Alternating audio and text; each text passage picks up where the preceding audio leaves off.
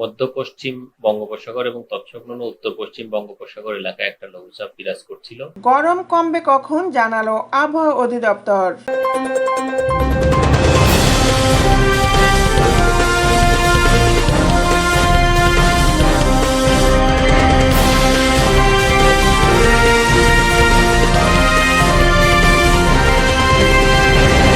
দেশের বিভিন্ন স্থানে হালকা থেকে মাঝারি ও বজ্রসহ বৃষ্টি হতে পারে বলে আভাস দিয়েছে আবহাওয়া অধিদপ্তর।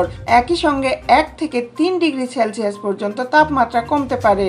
আজ সোমবার সকাল থেকেই রাজধানীর আকাশ মেঘলা, ভোর থেকে বৃষ্টি হয়েছে কিছুটা। আবহাওয়া অধিদপ্তর বলেছে আজ রাজধানীতে বৃষ্টি আরও হতে পারে। আগামীকাল মঙ্গলবার থেকে দেশের বিভিন্ন স্থানে বৃষ্টি বাড়তে পারে। এই বৃষ্টি থাকতে পারে আগামী মাসের অন্তত প্রথম 4 দিন।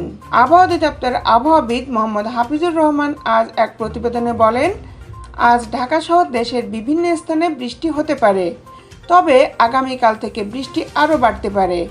এই অবস্থা আগামী মাসের 4 তারিখ পর্যন্ত থাকবে। গতকাল দেশের সর্বোচ্চ বৃষ্টি রেকর্ড করা হয়েছে সিলেটে 122 মিলিমিটার। তবে গতকাল দেশের বেশিরভাগ স্থানই ছিল বৃষ্টিহীন। দক্ষিণাঞ্চলের বিভিন্ন এলাকার মৃদু তাপ প্রবাহ বয়ে যায়। গতকাল দেশের সর্বোচ্চ তাপমাত্রা রেকর্ড করা হয় মোংলায় 36.2 ডিগ্রি সেলসিয়াস। দেশের আপডেট নিউজ পেতে আমাদের সাথেই থাকুন।